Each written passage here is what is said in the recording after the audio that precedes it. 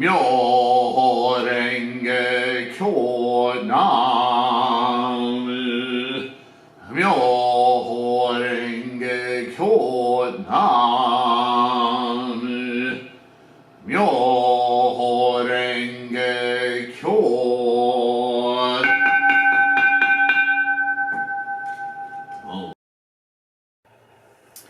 Hi everyone. Quote, "At all times I think to myself, how can I cause living beings to gain entry into the unsurpassed way?" End quote. The last part of the 16th chapter. These words express the Buddha's deepest wish to enable both those who accept the Lotus Sutra and those who oppose it to attain Buddhahood. Because this is the ultimate purpose, those who embrace the Lotus Sutra for even a short while are acting in accordance with his will. And if they act in accordance with the Buddha's will, they will be repaying the debt of gratitude they owe to the Buddha. The words of the sutra, which are as full of compassion as a mother's love, will then find solace in the cares of the Buddha, who said, quote, "I'm the only person who can rescue and protect others," end quote, will likewise be eased. Again, this sounds like talking about a person, and that person talking about themselves as the one.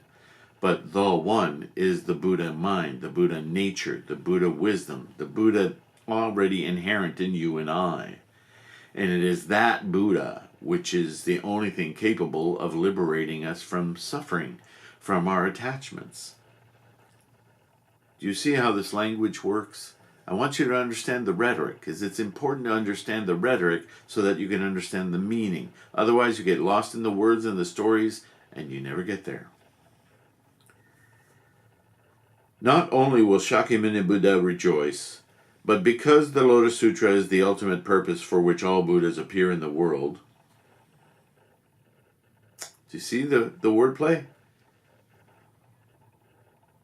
All the Buddhas appear in the world, that's us attaining enlightenment. The Buddhas of the 10 directions and the 3 existences will likewise rejoice. As Shakyamuni Buddha said, quote, "If one can uphold it even for a short while, I will surely rejoice, and so will the other Buddhas. Not only will the Buddhas rejoice," end quote, "not only will the other Buddhas rejoice, but the gods will also join in their delight." In other words, all the forces of life will support it. Thus, when the great teacher Dengyo lectured on the Lotus Sutra, great Bodhisattva Hachiman presented him with a purple surplice. And when the Honorable Kuya recited the Lotus Sutra, the great deity of Matsuo Shrine was able to gain protection from the cold wind. For this reason, when praying that the 7 disasters will instantly vanish and the 7 blessings will instantly appear, this sutra is the most effective of all. He's referring to all sorts of folklore here, and you can do your own research on that. That is because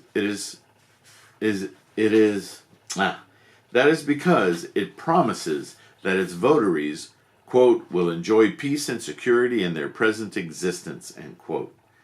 And when offering prayers to avert the disasters of foreign invasion and internal revolt, nothing can surpass this wonderful sutra, because it makes certain that persons who embrace it will, quote, "suffer no decline or harm within the area of 100 yohanas," end quote.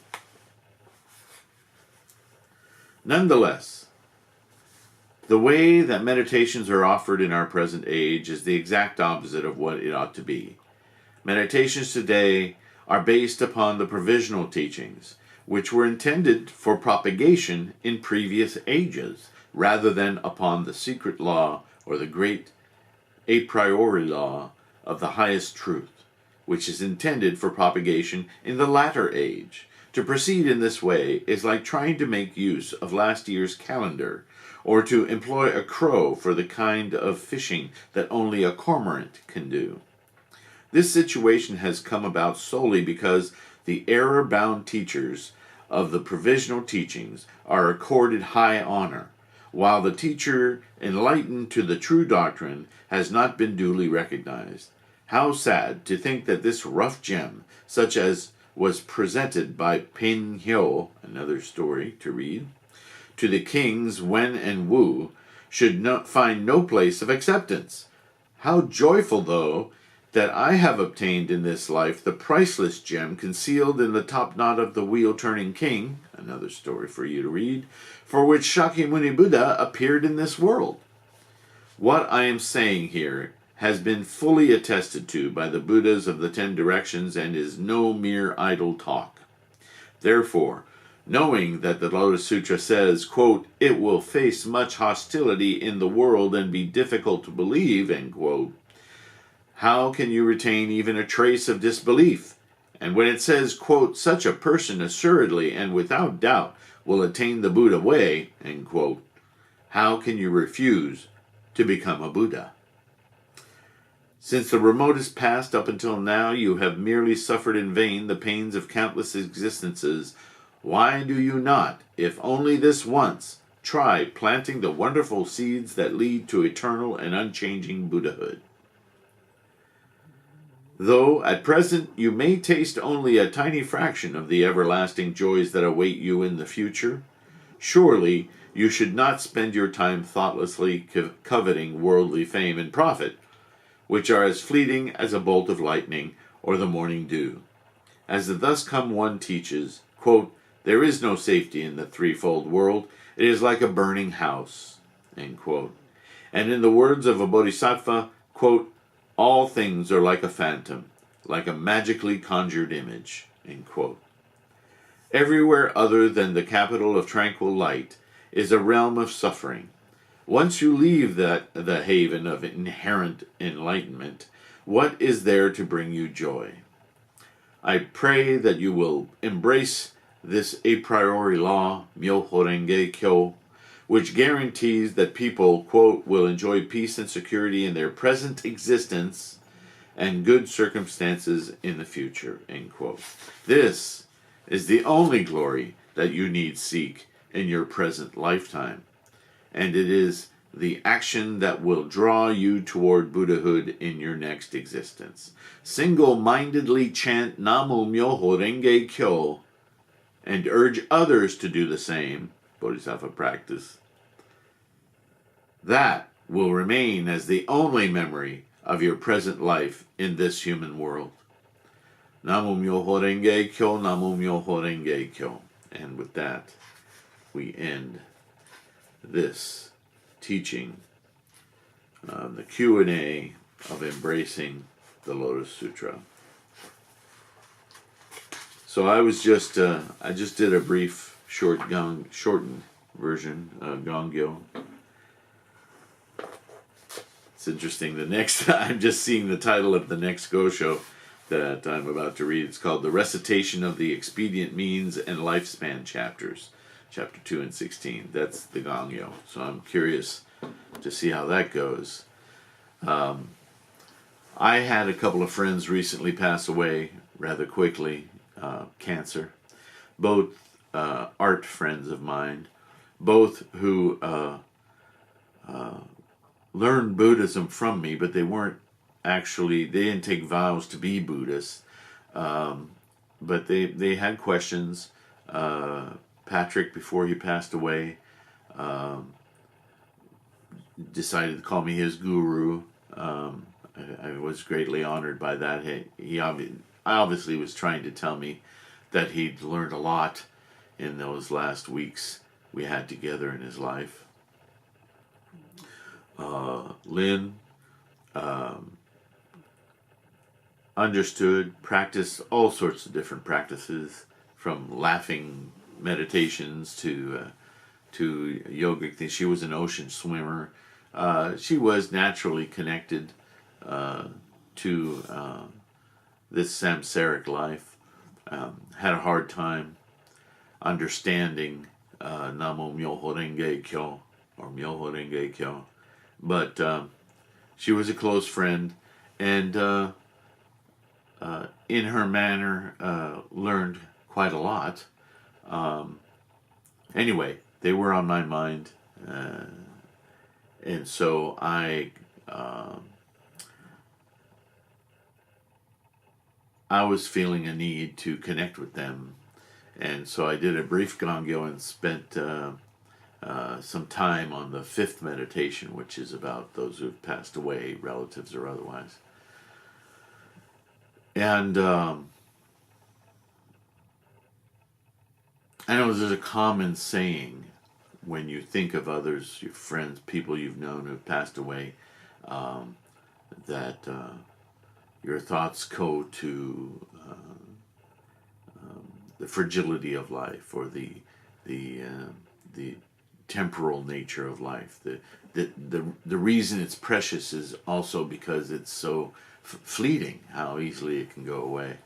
And I understand that. I do. Personally, and I don't know if it's because of 40 years or more of practicing Buddhism, or if it's just me, but that thought doesn't occupy me for long. I immediately, if I go there at all,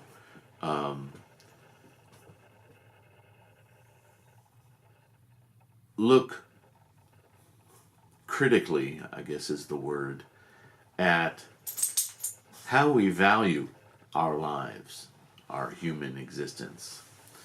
That for me is the greater question. And as I say it, I recognize that that's quite in concert with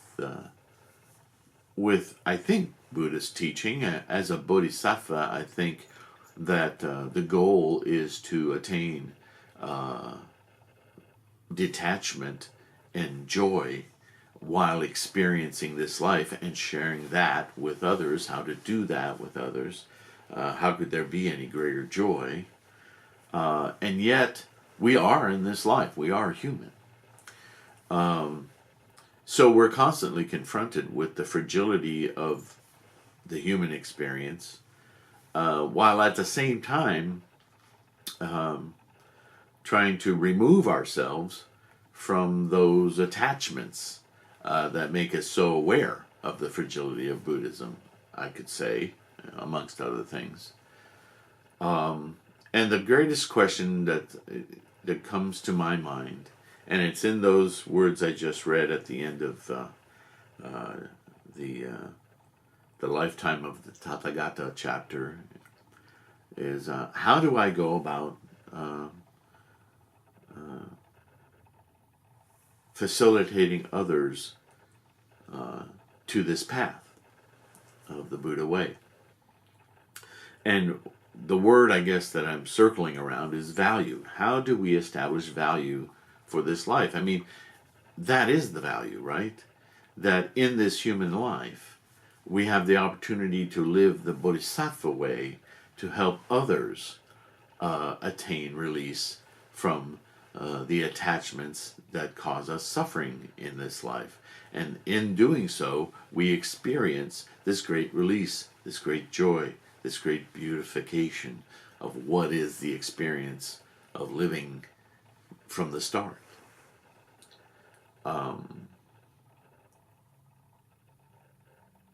And here I find is where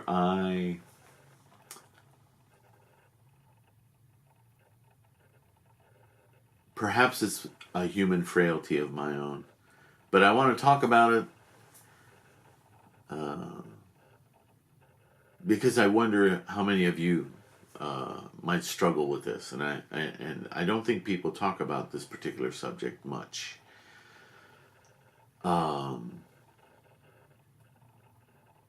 Because I think it's a little scary. It's a little unknown in that I measure my life value, and measuring it is a fallacy. It's a human fallacy. I understand that. I understand it's part of why it causes me to suffer.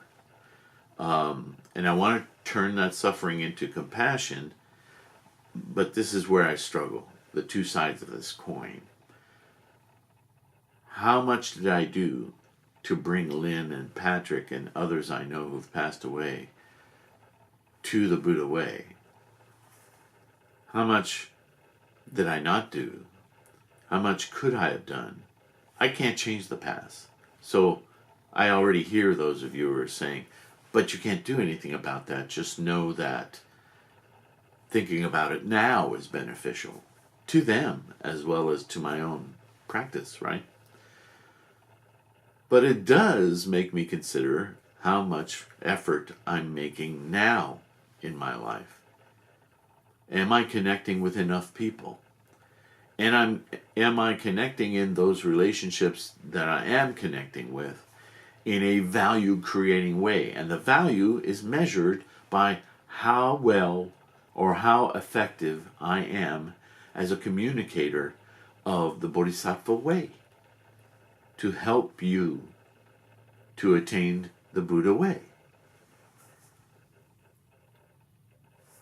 I can't possibly know this empirically because I'm asking to know a result that's not happening within me, it's happening within you. But I know that I am in a position of influencing that. I want to be a good friend. I want to be a good bodhisattva. How do I measure that? Is this enough? And if this is enough, am I doing enough of this? I'm laughing because in a way it sounds kind of Catholic, doesn't it? Never quite enough. But my motivation isn't to punish me. And I think that's the great difference. My motivation is compassionate. I want to do, I see the limitation of my humanity, and I would like so much to surpass it. So, if any of you are having these kinds of thoughts and so forth, all I want to do is encourage you to read and chant. Doing that little gongyo I just did helped me connect with my own Buddha nature as well as Buddha nature in general. It makes me feel more connected, and it kind of answers a little bit that question. Am I creating enough value? Am I being a good bodhisattva? So I expect you all to send me a gold star. Just kidding. I'm just sharing with you that, we are human, and Buddha nature is something we discover as human. So, don't get too preoccupied with ideas of perfection. Although this is exactly what I'm exploring, right? So it's okay. Telling me as much as I'm telling you, I suppose. But thank you for finishing this Go Show with me. I look forward to the next one. Thank you for participating in my journey and letting me participate in yours. Nammyohorengekyo. Take care.